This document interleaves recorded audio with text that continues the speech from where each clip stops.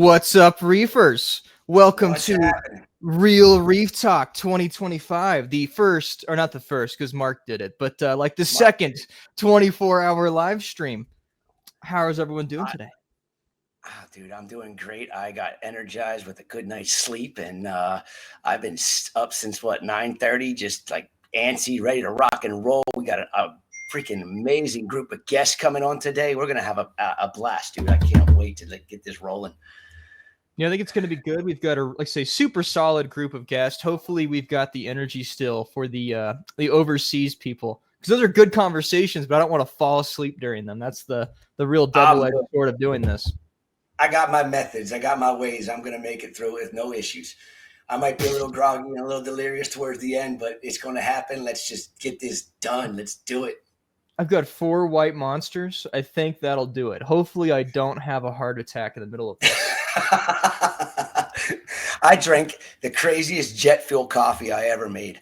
Our Keurig broke, so I'm like, shit, how am I going to make some coffee this morning? So I got this old French-style percolator out, and you pack in so much. It's like making espresso out of regular coffee beans.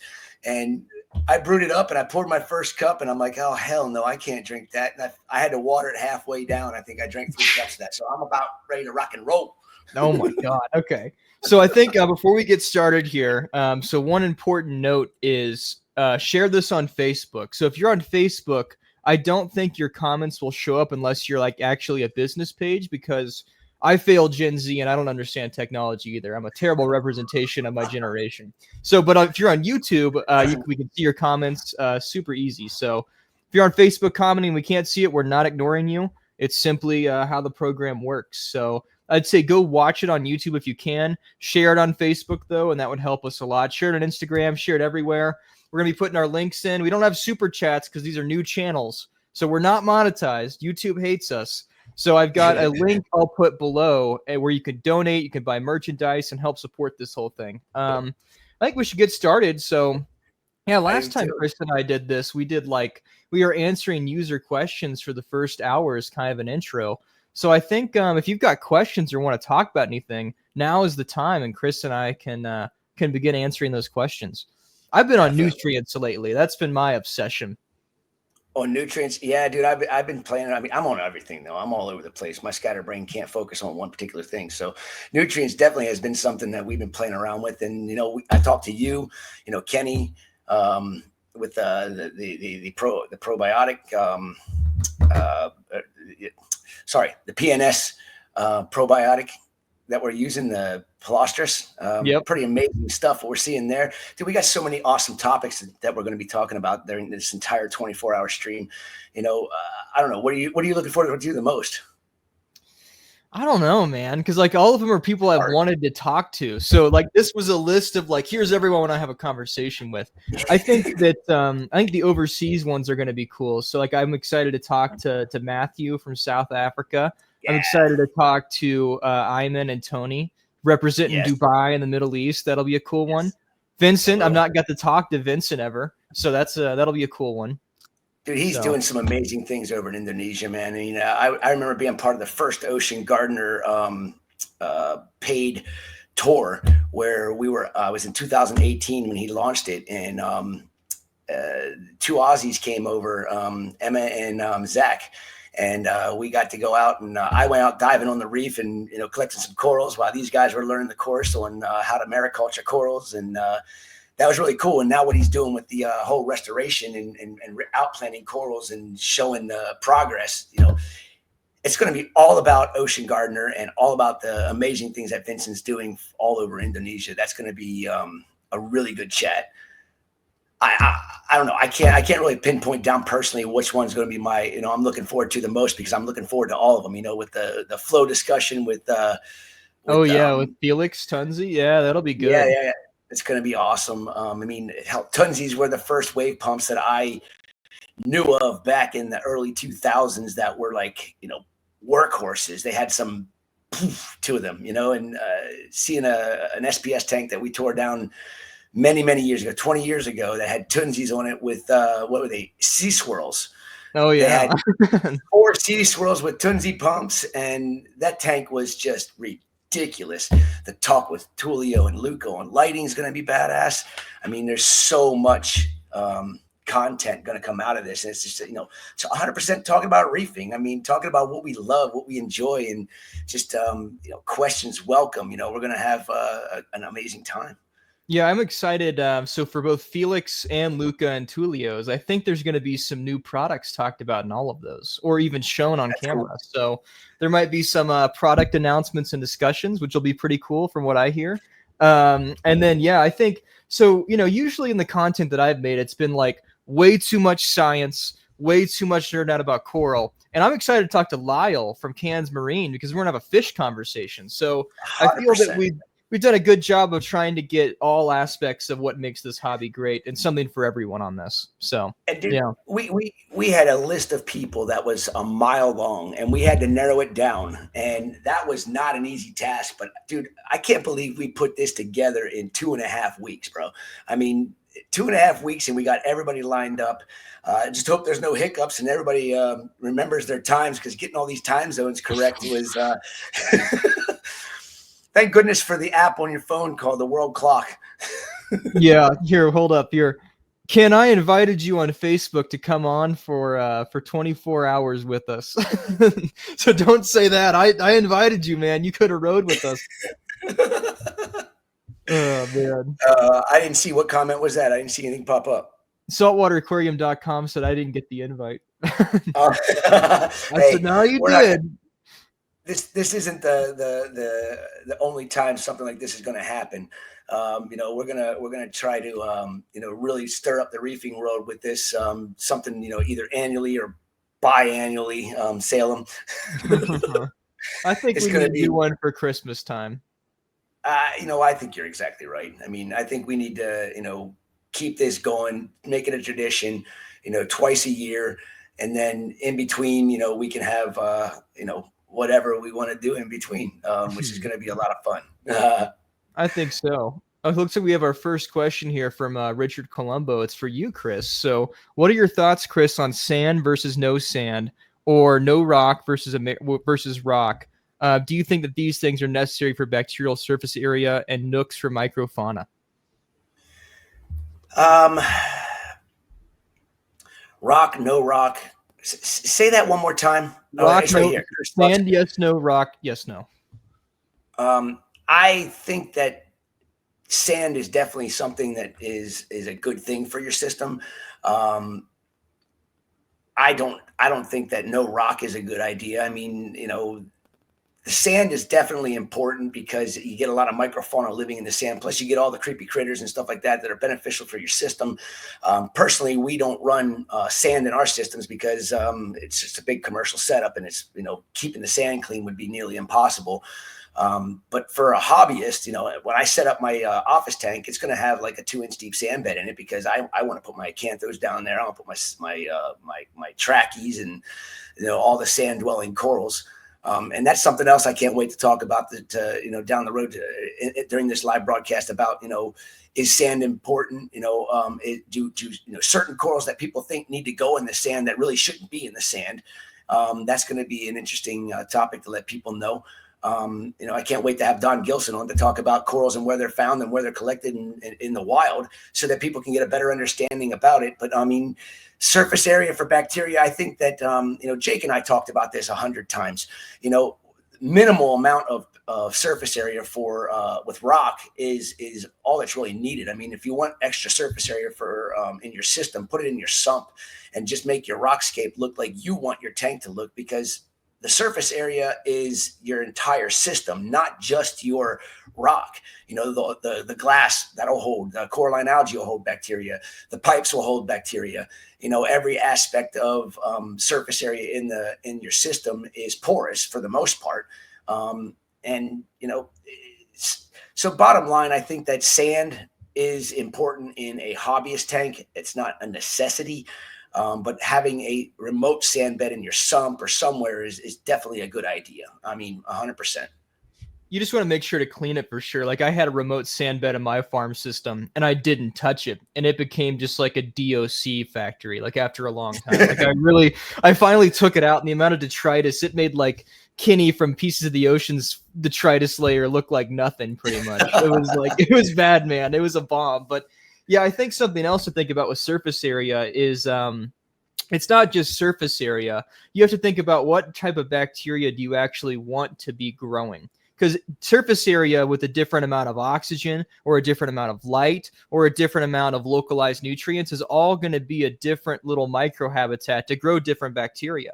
So like a good example of this, if with my new sump, if I have bioballs and it's just super aerated and heavy, that's going to grow aerobic bacteria, nitrifiers, heterotrophs. But if I have something like a deep sand bed, that's going to have no oxygen and grow a completely different subset of bacteria that does something different for your tank.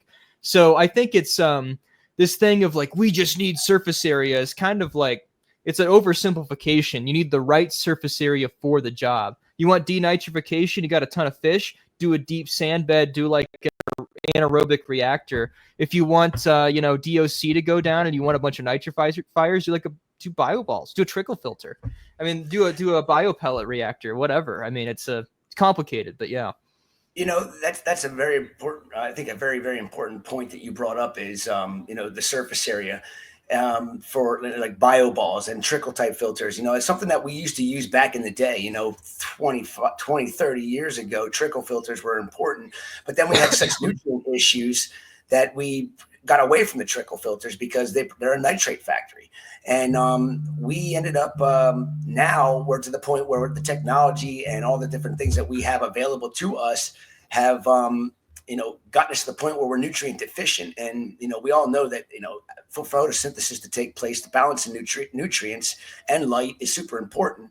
So instead of us dosing ammonia or nitrates to supplement for those nutrients, I think that it's because of what we've done in the hobby and how far we've advanced, I think we need to go back to the OG ways and go with trickle filters, because why wouldn't we want to produce nitrates the natural way versus adding a chemical like ammonia or nitrate, potassium nitrate, calcium nitrate, whatever we add to get that nutrient level that we need, when in reality, we're only getting the chemical form. We're not getting an organic form. And the organic form is way more important for the system to stay balanced. And, a trickle filter will do that for us. I mean, it doesn't have to be a big trickle filter. I mean, something small will do a great job. Dosing urea is pretty awesome, I think. Hey, I talked about that many, many, many years ago, and people thought I was nuts. And the people that did it were just like, wow, I can't believe my system cycled so good, and then they didn't get that mini cycle after they used, ammonium chloride.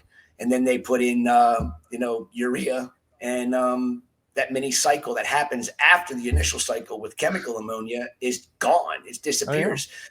So I always like to say, if you're going to use ammonia, ammonium chloride, even putting, you peel them shrimp, just go into the store, grab the shrimp, take the skin off and throw it in your tank. That gives you the organic nutrients that you're looking for. Or, I won't even say it, but, it'll work. It'll work. There's a natural source of urea that everyone has access to that can certainly do good. it's the most concentrated when you wake up in the morning. Yeah.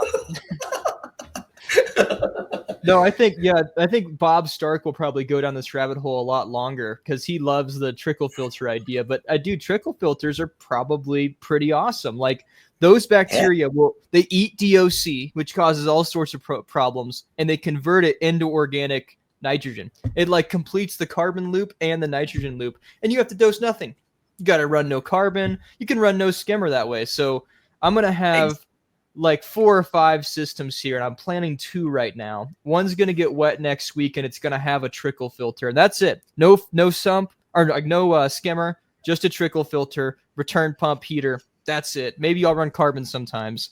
And then I'm going to run another system. I'm going to run the Triton method. I'm going to play with the super oversized Fuge high turnover rate thing because I've always wanted to. And I think there's a lot of experiments that can be done there. And I'm on the fence about a Fuge, so I want to see. I've done them before, but I've not done one that big before. So we'll see. Listen, I think refugiums are great for aquariums, but I think that they're misunderstood, and I don't think that the right information has ever been put out about a refugium and actually what they're capable of actually doing for your system. A small refugium is basically worthless, in my opinion, other than the fact that you're going to get microfauna like copepods and amphipods and all kinds of different stuff that's going to be able to proliferate like crazy in there and help keep your help with the balance of your system. But when you think about the ocean and you think about the marshlands and the tidal areas near the shorelines, we need something that is almost the same size as our main system in order for it to do the right thing. I mean, if you want to do a refugium and you got a 300-gallon aquarium, you should probably have a good 150 to up to 300-gallon sump or bigger, because you got to have that surface area, and you should have a multitude of different types of algae growing in it. Chaetomorpha, in my opinion, doesn't do a damn thing for nutrients. I've never seen it actually in any of my systems, reduce the nutrient load that is being put into it. Then again, now I'm adding ammonia on a regular basis because I can't keep nutrients in the system, but I use algae scrubbers, which are extremely efficient for reducing nutrients in your system when it comes to phosphates, nitrates, and even silicates. But the problem with something like that is keeping the balance of your minor and trace elements, which is something that's very much overlooked. And with a refugium, you're going to get a lot of minor and trace reduction. And a lot of people think you can do a water change and you're going to replace those minor and traces. Well, if you're doing a 10% water change and you're at actual natural seawater in 10%, you boosted your minor and traces by 10%, which is minuscule and will be depleted out of your system so quickly that, the algae that are in there are going to suck it out. I mean, so point being is, if you're going to do a refugium, you got to do a big one. You're better off doing a small algae scrubber. I think a refugium and an algae scrubber would probably be the key, especially if you don't have the room to put a huge refugium on. Just put an algae scrubber on top of your refugium, if it's a remote or underneath your sump or underneath your tank, and that'll be way better than just a refugium on your system for sure. I think scrubbers are evil and refugiums are maybe good. Dude, I swear by scrubbers. I swear by my algae scrubbers. And something that was really, really interesting that we found out, my scrubbers are like 6 years old, and I have replacement lamps, and I replaced 2 on one scrubber when it was 4 of them on it. And my phosphates went from standing steady around 0.2 in that system to down to 0.08 just by changing 2 lamps out. And that happened in a 3-day period of time, where my algae was actually doing its job better than what it was before, because the LEDs that were on it had, after 5 years, they're basically, spent. And that's pretty much any LED. And these things were running 24/7 for, 6 years, 7 years. And just replacing 2 lamps made such a world of difference in how that scrubber was performing. And honestly, it saved me. Oh my gosh, we used to have 2 people daily, all week long, scrubbing algae off the plugs, off the rocks, off the walls, and the scrubbers eliminated that. It took like 3 months for them to actually do their job, but once they got dialed in, man, it was like, oh my gosh, there's 2 people. The labor that we saved just by putting an algae scrubber on our system was just mind blowing. So here's I have no doubt that algae scrubbers can outcompete algae, can lower your nutrients. What I'm thinking, though, which you might not experience, is because you have such a large water volume. So the amount of algae compared to the water volume is you get like a huge ratio there. But if I've got like a 50-gallon tank with a big ass algae scrubber, think about, at least in terms of science, turf algae produces so much nasty stuff that just completely screws with corals. Like a lot of inhibitory compounds mess with settling, causes disease, it slows down their growth. So I think in a smaller system, if you're not adding just a carbon or ozone constantly, you're probably not taking those things out, and it could have a negative effect. Whereas with fuges, it doesn't seem like those macroalgae species do that like turf algae would. But I think in your system, it's so big, you might not be seeing those. So you just see the benefits. I think it's a water volume. Like, is it diluting out the bad stuff that turf algae makes, so to speak? I don't know. That was the thing that, when I was talking to the guy that produced these things, we got the commercial, which is basically 2 Clearwater Scrubber 300s. And we thought that we needed even more than that on the system. And we learned real quickly that, just that on 2,500 gallons, and it's, he had them rated at, a 300, a Clearwater 300 was good for up to, a 600 gallon system. Well, in reality, that 300 is actually probably more like good for 1,000 gallons or more. And actually it makes sense because we have just a 300 on our 1,700 gallon, one of our 1,700 gallon farms. And I have nutrient, my nitrogen or nitrate level is something that I'm chasing now, but my phosphates have been dialed in at like 0.03 to 0.06. And that's just with a very small scrubber, but we clean it on a weekly basis. One side gets cleaned. And as long as you do maintenance on the thing, it's going to do what it needs to, what you need it to do. I won't take them off of any of my systems ever after the results that we got 6 years ago, and we started using them. It's just, I'm sure it's saving you money. I'm just saying, I don't know if someone puts that 300 gallon rated system that's rated for 1,000 gallon on a 100 gallon tank because they think more is better. What the hell's happening? I don't know. Maybe nothing good.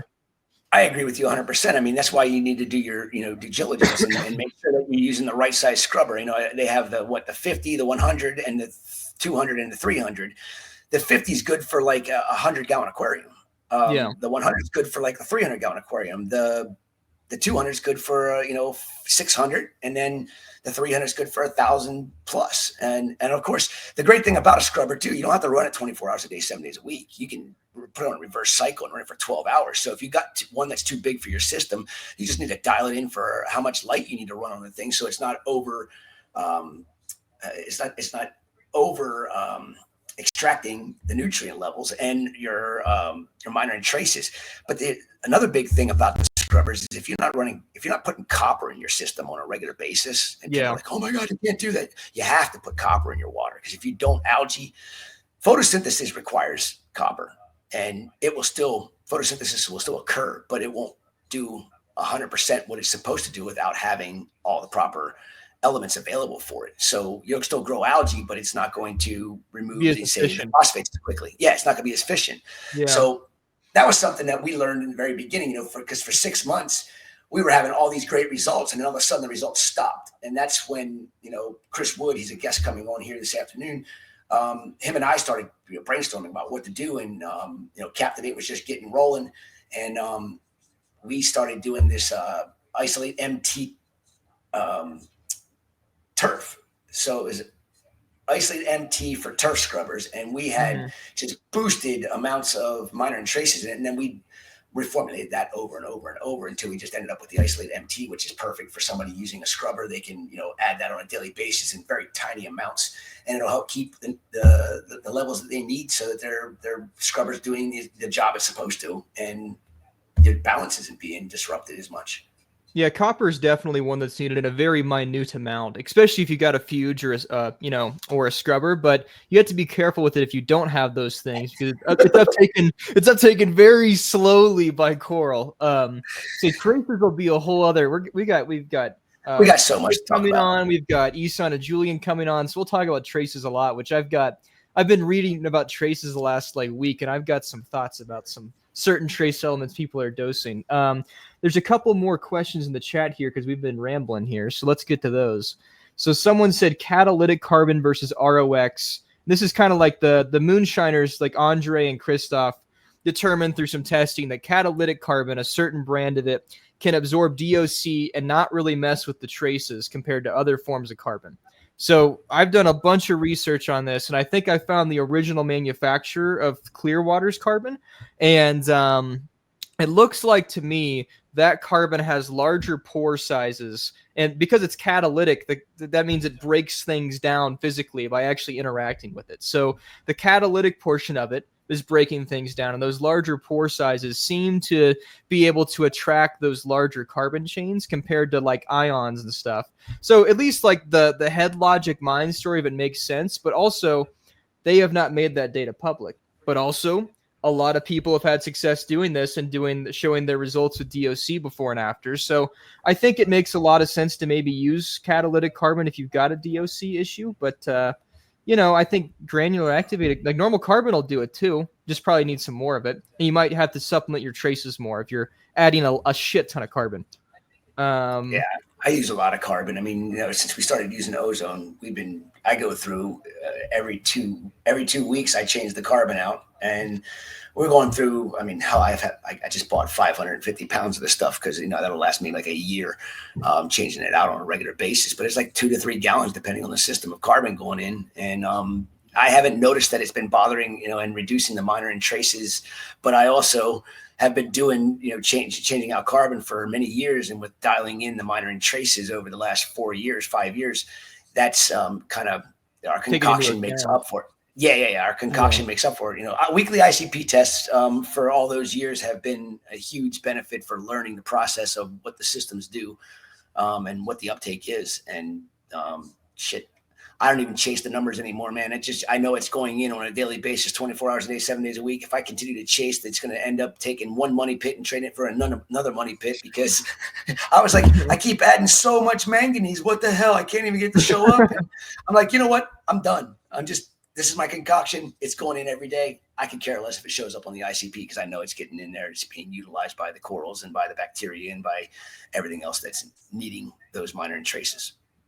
Dude, that's like it's like everyone's doing MS testing and dosing like parts per trillion of something, and it's like, dude, first off, I'm aware of no coral that has part per trillion sensitivity to a trace element. Like if it's 0.08 or 0.09, if it's in the water and it is bioavailable where they can eat it, that's good enough for me, man. It's a trend thing. It's if there's getting uptake. I think people are really obsessing about traces right now. And it's just, it's partial marketing, partial misinformation, partial, maybe I'm wrong, but I don't think it really matters as long as it's not toxic and as long as it's available. I think you're exactly right. I mean, this is the thing that I learned. And, Jake and I talked about this. He's like, dude, you're chasing numbers that are almost impossible to get dialed in a closed system. It's one thing for the ocean to be where it is, and they're going to fluctuate there too, depending on the region where you're getting water samples from. So I still said, no, I'm still chasing them. I'm still going to make it happen. And we had like a full month and a half of it being dialed in with no elevations, no deficiencies. And then all of a sudden it just started going all out of whack with deficiencies again. I'm like, I'm done. And you know what? That was the best thing I could have ever done, because everything's been dialed in since then. And I think it's very important for reefers that are playing around with this, do your ICP tests and try to dial them in as best as you possibly can. But once you get to the point where you got a concoction that's working and your corals look phenomenal, but you're still showing deficiencies on your ICP, you're putting them in your aquarium. And the ICPs might not ever show them up unless something catastrophic happens to your system where metabolism slows down in the system, when they're not able to uptake it. And then you'll notice things that are climbing. But once you get your minor and traces dialed in where you're fairly satisfied with the doses that you're putting in, just stop chasing them and raising your levels, and know that you've got something going on that is good, and do a once a month ICP test to make sure that you're not getting elevated levels. So that way, because that's the biggest problem with minor and traces. If you set it and you forget it and then something gets elevated, well, that's something that's elevated could be very toxic when it gets elevated, and you could have a big wipeout. That's why the monthly ICP is super important to do when you're dosing minor and traces. Once a month is a must, in my opinion. I do it weekly because we have a commercial facility and I can't afford major issues. So, but for a hobbyist, I mean, for $40, $50 a month to test to protect your investment, it's crazy not to put that investment into it. I mean, it's absolutely nuts. This is a really good point from Corey, who's at White Corals over in Europe. And he's also, he might be the only, but he's certainly one of the people developing products for NIOS and ATI. And he says that there's always copper going into your system in some form, especially in dry food. So yeah, dry food, like Akari pellets, man, they have so much copper in them. Like most salts have copper in it. So I think he makes a good point that if you have fish, if you have a mixed reef, you're a hobbyist, you probably don't need to dose copper unless you've got a crazy huge fuge or like a scrubber that's really pulling stuff. You're probably getting it in. And this kind of goes like with what you've experienced with selenium, Chris. Like Calanus is super full of selenium. Like a lot of these traces, there's other forms and sources of it besides dosing it. And if you've already got fish and you've got good diet, like iodine's in nori, right? You probably still need to dose iodine because it's so rapidly uptaken, but there's a lot of inputs of all of these ions constantly. which is also why ICP is important. If you're overfeeding your Hikari, oh, maybe copper will spike too. I've never seen that, but it could happen, so that's a good point. Copper levels in a natural seawater, from what I remember, it's 9 parts per billion. And that's very minute. That's not even a therapeutic dose to take care of ick in your system, and I've gone as high, not intentionally, as 14 to 16 parts per billion, which is getting to be scary for me. And I had no ill effects from it. I just noticed that the algae was growing like crazy on the scrubbers. And ova in the wild systems, the ova ends up going absolutely ape shit when you have too much copper in your water. But that is, copper is 100% a necessity in a reef environment. Even though it's scary, you gotta know what you're doing. You gotta be careful. I mean, I add a drop at least once a week of pure copper sulfate to every one of my systems, which is enough to treat 2,300 gallons. And it takes, ICP tests always come back between, most of the time they come back between like 6 parts per billion to 11, 12 parts per billion. And I'm perfectly satisfied with that because I know it's there for the zooxanthellae, the coralline, the nuisance algae that grow in the scrubber, all that stuff, But something I wanted to touch on that you were mentioning about an algae scrubber producing all these negative things that can be produced by a scrubber, but there's also stuff that's not talked about, the positive things that are produced by some of those algae as well. So you actually get really good beneficial compounds produced by a lot of that algae as well. But it, like you said, there's more that aren't beneficial than they are, but combating it with activated carbon and ozone is definitely, I recommend carbon over the ozone for any hobbyist, but with a scrubber, you got to run carbon. I think that the only thing is then, like, let's say you're right, there's good compounds and bad being produced. If you're still running carbon, you're taking the good out too. So it's like, maybe you just end up canceling it out and you get your nutrient reduction. But I think there needs to be controlled experiments on this because obviously the scientific studies out there are one type of turf algae on one reef and one controlled study. And I'm sure there's multiple different species of turf and other species of algae that grow in our systems. And it's going to be different in every system. And I think that things like the new Organo MS test from Christoph at Oshiamo, this now can allow us to test it. It shows the organic compounds, at least a lot of them that are being produced. So I'll probably set up, I guess I need to set up a scrubber on something to do some before and afters. I think that'd be pretty fun. Look at the microbiome and the organic chemistry. So yeah, but I don't know. I don't think we know. I think we can argue all day back and forth, but there's no way to prove either of us right because we don't have data. And I think it's different for every system. You have a big sample size with a lot of tanks. And we don't have the money to actually go through funding to do the controls and all that other stuff. I mean, that's the thing, you need something fairly large with multiple control or multiple systems so you can see the differences between everything and how everything is reacting in each of those systems to actually get the data we need. I don't have the money. And science really needs to get on board with all that because, if they say the oceans are dying, we need to understand why and we need to understand how to combat it. And I'm afraid that, science hasn't pushed the issue enough because the ocean is so vast and, but if you don't learn now, it's going to be too late someday. Yeah, I think that'll be something we talk about with Carrie and Jamie a lot. Jamie, yes, yeah, that'll be a very good conversation as well. We will go to the people at the forefront of conservation talking about these things, so that'll be a good one. So excited. Yeah, my problem with that one, I don't think we'll have enough time. That's like a 4-hour. That needs to be deep, but we'll do our best. We'll do our best.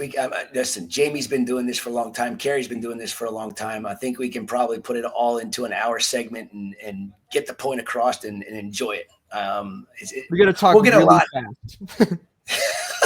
I can do that. Yeah. Here's another question I just missed, also from Corey. So wouldn't a trickle filter push nitrifiers to compete with coral for the easier to use nitrogen sources and then leave the nitrate? Yeah, probably. I mean, I think so. At least the ammonia they would be uptaking. They'd be like I think the ideal system here you're probably still going to have to dose organic nitrogen in a system where you've got a ton of coral, like a like a wet dry filter is not going to do it alone. The reason I'm interested in a wet dry filter is the potential for heterotrophs to grow to break down DOC. If I can get rid of DOC, I'm fine supplementing nitrogen. And then I think if you're going to have excess nitrates, maybe that's where you implement the anaerobic zone with the media or a deep sand bed, and then you get denitrification, and it's a little cycle. I don't know. It's something to play with, and that's what I hope to do. But yeah. Well, and and back to DOC, if you don't have a system that has, that doesn't have dead spots where detritus can settle, a lot of times you see detritus is settling behind your rockscape, and you can't even get back to clean it out.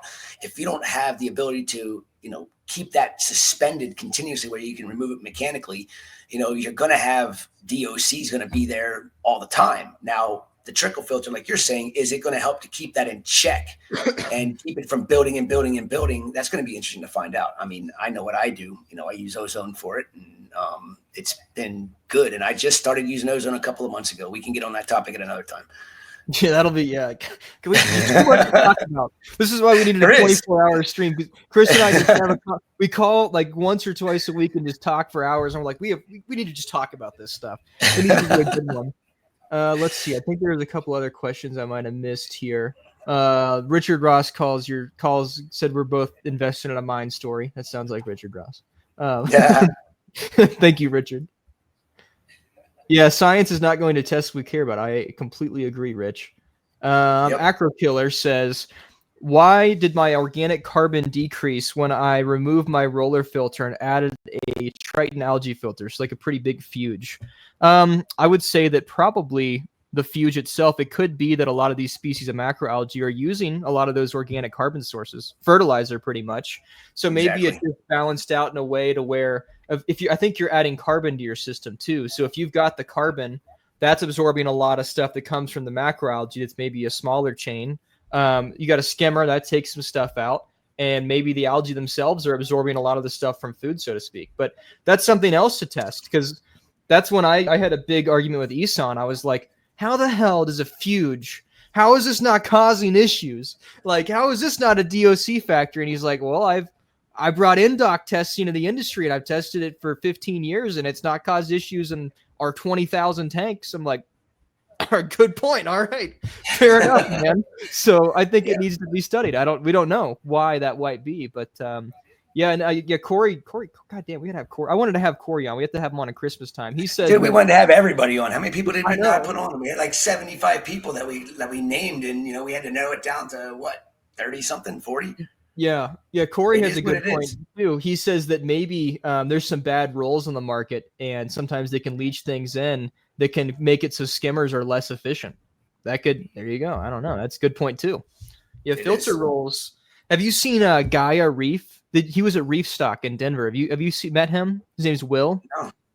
Dude, so he made he has this patented design. I want to have him on. Got to have him on too. He's got he's got roller mat replacements for like all of the big brands, and he's got this like completely natural biodegradable microplastic free roller filter. So when your roller filter's done, you go put it like in a compost bin, and there's no microplastics it leaches. It's like cellulose based or something. Kind of cool. I don't know. It's a interesting product. I think he's just now kind of coming up. People say they want us to do it once a quarter, Chris. The 24-hour stream. Hey, we'll see about that. I think twice a year we can do, but once a quarter. That is a lot. That is a lot. Well, there's something might happen in between the every 6 month 24-hour gig. I think will be interesting to see if we actually can pull that one off too. Here, how about once a week? We could do once a week. Yeah, we could do that, or once a month at least. Yeah. Something. But So not I think 24 hours. here's a good thing. So like I say, there was a lot of people that we wanted to have on to talk about. For the 86 people in here right now, who did you want to see us talk to that we didn't get to?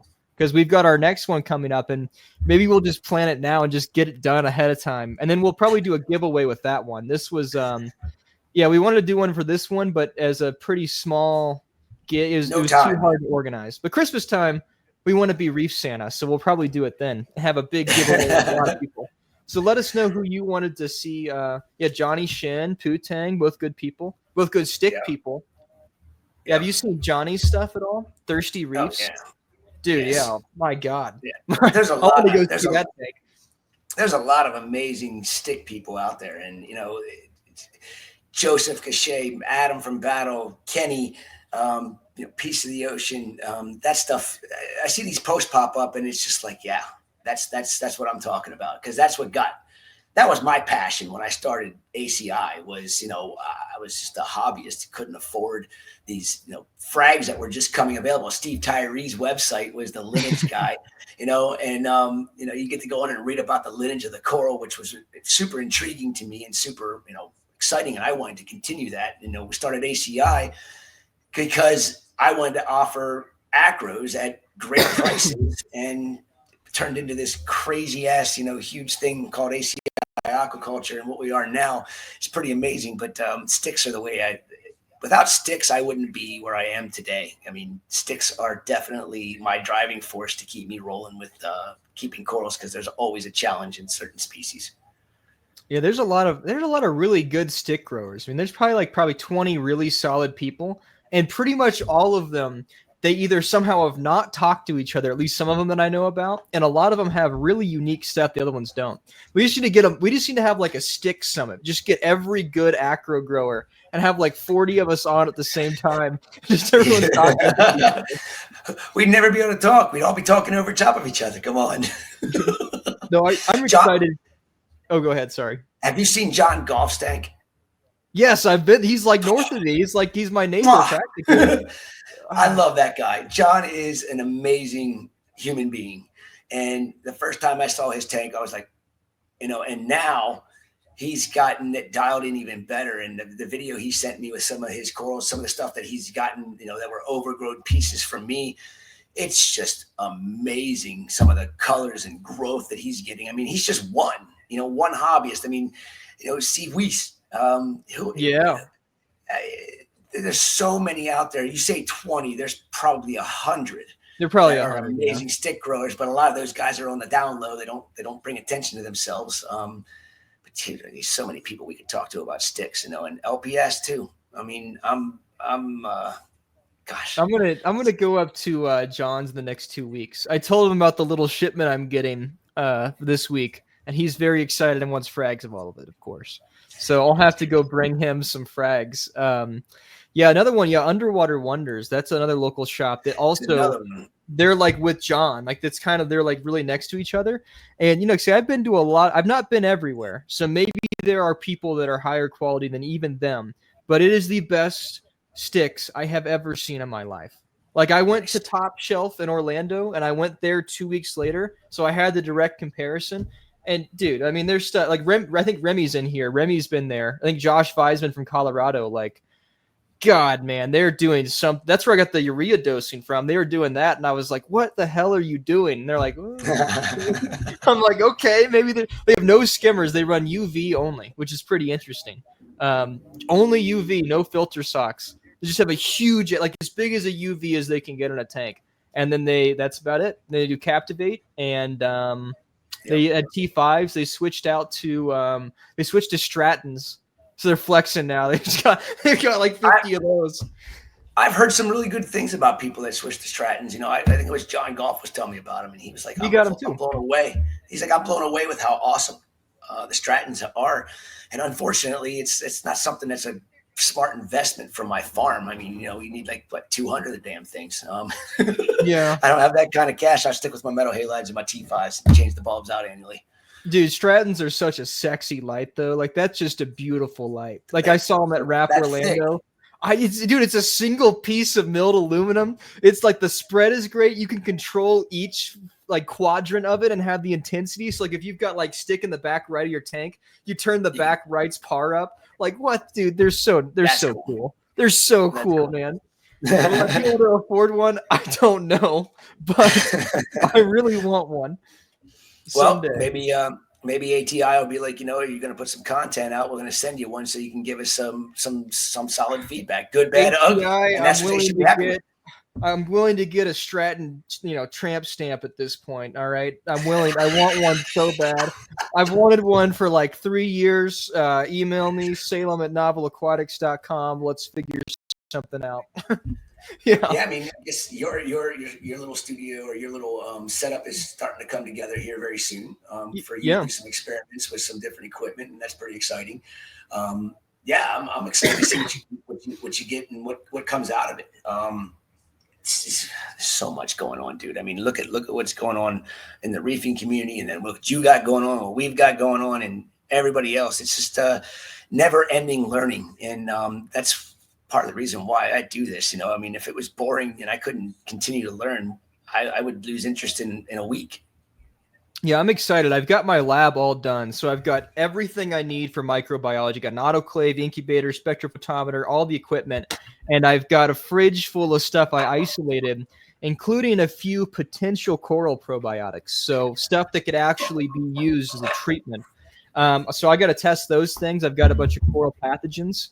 And I've also got, if it's still alive, I've got some zooxanthellae I isolated from hammers. So actual zooxanthellae from these aquaculture hammers that were have been aquaculture for 20 years. So I'm going to be doing a lot of fun stuff there. I got 2 of the home grow kits from Ken.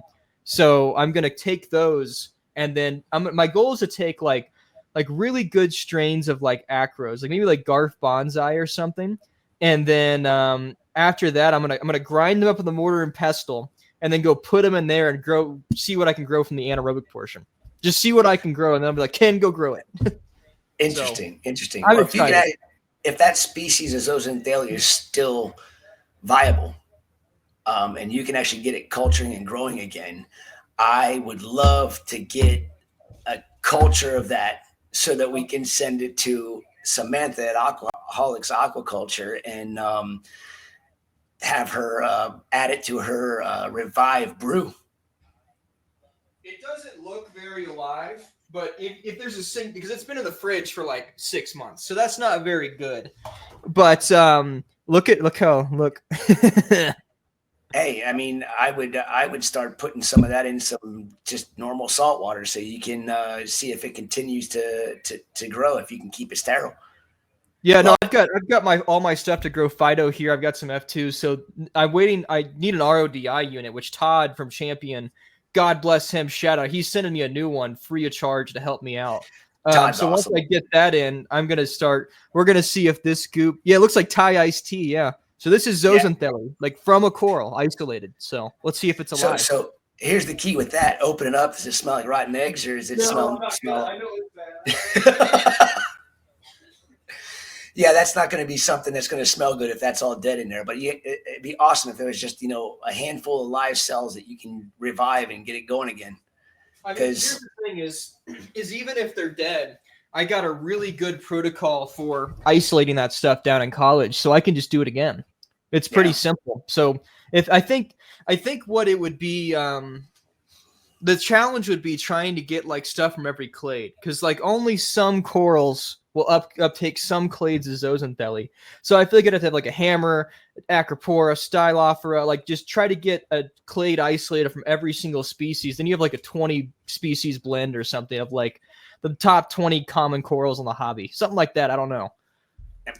I don't think they even know how many species are actually, how many species of zooxanthellae actually exist. There's a lot, and I'm sure there's a lot more than what they thought was originally there. I mean, think about deep water corals. They're probably going to have a different species than anything, in the middle of the column versus the upper column, and how many species are at each level of the ocean because of the light that they're receiving. And that's very interesting because, we get corals like acanthos that are living in 120 feet of water. I'm sure that species is completely different than something that's even 50 feet shallower. Oh yeah. So that's going to be. I wish I had the funds. I wish I had the lab. I wish I could do stuff like that. I would rather do that. You need to get an Acropora pachoni. That's what we need to get stuff. There's the deep water one we need. But the funny thing is that pachoni was collected in 40 feet of water, which I guess is considered deep for most acros. And actually, I'm going to be getting it back if it's still there. When he goes Kevin back, Berta, we pray you've not killed it. Yeah, I lost mine, which is sad because I had it for almost a year, and then I had my issues, and that was one of the first ones to go. It was the smoothies. But Tim Kelly said he knows exactly where he collected that colony, or the pieces from that colony, and he's going to go back and try and find it again and get me pieces to send back again, hopefully in the next few months, which would be great because it's a unique, weird piece of coral. It's cool, man. It looks like a snowflake. It's so awesome. And it's two-dimensional. It's like the thickness of a credit card, or two credit cards laying on top of each other, and it just or an API Stratton. I mean, it's a turd brown acropora with like pale blue tips, and then just toxic neon green polyps on it. But the polyps are like, I mean, I've never seen an acro with polyps so tiny in all my life. I mean, it's like, how do they even pick up anything out of the water column? They're so tiny. Yeah, it's got to be they're flat to like, because they're deep or there's like a lot of turbidity. I feel like it's to increase their surface area to get more like light, right? It's like they're like a little satellite dish or something. Because they're probably not eating a lot. I mean, they have kind of few polyps. They're very, it's kind of like Laconi or something. Yeah, it's very like sporadic. A low amount of them. So I feel like maybe like a heterotrophic thing is less likely than just and they're also brown. That's pretty dense. A lot of density of zooxanthellae, yeah. Zooxanthellae, exactly. So it's probably got the least amount of corallites of any acropora that I've seen. I mean, I thought Sahersonoi was always been a fascinating coral for me because the corallites can be like 2 inches long. It's just a stalk with one little polyp at the top, and then there's a couple polyps at the base. It's interesting, is it why they're such a difficult coral for me? Because there's so much less animal density per piece, and that makes them, more, it makes them require more than what a normal acro would require. I don't know. And maybe that's the reason why most of the smoothies are, for me, the more difficult species to propagate. I mean, we've got a decent amount of them, but, all the dense populated corallite and animal, like 1 inch on a milli, you got, couldn't even tell you how many corallites and polyps are. Yeah. And then you got 1 inch of Sahersonoi, and it could just be one polyp with tissue. And that's the part that we don't really know. Why is that the reason why that coral is a little bit more difficult to keep? Because the requirements are just completely different. Yes, I believe that. And what is it? I don't know. And that's something that's fascinating to try and figure out. And the other kind of rabbit hole is not only just like, do they need this amount of food, this amount of flow because of how many corallites they have? But we've talked about this, and probably Isan and Julian will have some data they can maybe even share later on. But the fact that acros or coral from any different regional locale likely have vastly different like trace element or like chemistry requirements. Like I think the Salem, I've been talking about this for so long now, but like, no shit, the purple monster does not grow. Like maybe you should share like the Solomon Islands ICP data you were talking about. Like that's kind of my thought of why it doesn't grow that fast. It could be. I mean, I have to go dig that out. I might be able to get that dug out here by the time, in the middle of this. I can probably search through my my ICP results. I can't even remember when that was, a year ago, so I should be able to go back to that. But yeah, that'd be very interesting. I know iron levels were just elevated like you wouldn't believe. Manganese levels were just elevated like you wouldn't believe. I mean, people are like, especially Chris Wood was like, whoa, that's like 4,000% higher than other seawater samples that were tested on the iron level. It's just insane amounts. But we're talking about Solomon Islands too, which has got new islands popping up every like 10 years. They're just a new one breaks the surface. I mean, I think right now there's an active volcano in the Solomon that's going to be creating a new island within the next, handful of years, because it's literally only 100 feet below the surface. How long is it going to take for that to build and build and build and build? And I feel like that's the water every day. That's got to be why a lot of the Solomon stuff dies, because I feel like it's just drastically different trace element concentrations than like what the set points are that we keep stuff at, which is like based off of what Indonesia and Australia, I believe, is what Triton made this initial set points, and I think they're very similar between people. So we'll have to ask them. But yeah, I think that probably we need biotopes. We need to go to the Solomons, take 30,000 ICP samples, and have another set point for that region. and then we have the Solomon set points we chase. And that's probably, I bet if we put a purple monster, like a Tyree purple monster in a tank like that, I bet it'd grow fast. I bet it's just somehow adapted through aquaculture, but it's just feed me, please. It's just struggling. Speaking of the PM, I was super excited about the growth and how well that coral was doing for me. And I was talking to Keith, and I had somebody come over and he's like, dude, I'll give you $500 for that little 1/4-inch nub. I'm like, no, the first frag goes to Keith Berkelheimer because he's the one that sent me the OG lineage piece, and he ended up losing his. So I'm like super excited about mine. It's puddling. It's got 3 big branches growing on it. And I was getting ready to just cut those 2 big ones, the 2 biggest ones off and start new colonies in for other systems. I go in there on Monday and the damn thing's receding. I'm like, what the hell am I doing wrong? Everything else is doing good. So I started cutting it. I put it in another system. I'm like, okay. But then the nub is actually looking like it's okay that I cut it off of where it had recession. It stopped because I used iodine to dip it. And, I always use iodine. Iodine's my go-to because if there's something, that needs to be sterilized, the iodine takes care of it. And it also removes if there's any pests, but I couldn't find any pests. It's a purple monster. If everybody could grow it, everybody would have it. And I've been struggling with that coral for 2 years after getting my first piece from Keith. I was just proud of the damn thing growing really well in like the last 8 months. And now it's like, son of a bitch, you're doing it again. Yeah, here's a good point for Millie. So Millie, what am I saying, Millie? I read the word Millie in the chat from Remy. So Remy has a Solomon Island biotope he started making. He's got rock from Solomon Islands. My thought was maybe like using some black sand or like think about like the dirted tanks in freshwater. You don't have to add traces because it all comes from the substrate. So maybe there's a way we look at that ICP result and reverse engineer it and throw in like different potting soil and stuff. And then it just comes from the sand. Like maybe like pumice and some of the like volcanic rocks would help buffer it. I don't know. In terms of the purple monster, I think Putang is in here. I think he's got one of the Tyrees. How is yours doing? What type of par do you have it out? What type of growth do you see it out of if you're in this chat? We'll let him respond. And then we've got about 2 minutes left, and we're going to have Luca and Tulio on to talk about some lighting. So if you like what you've seen so far, I'm going to send a link in the chat. We don't have super chats because these are new company, but there's a way to buy merchandise on here. You can donate. You can do monthly stuff, and also you should subscribe to the YouTube channel and ACI's YouTube channel as well, which I'll also send in the chat here. Or at ACI Aquaculture. Yep. If you just punch in ACI Aquaculture, I got so many YouTube videos out there that I've done on everybody else's YouTube channel. It doesn't pop up. You have to put at ACI Aquaculture and pop up our YouTube page, which is this is probably the first time it's really being used the way we want it to be used.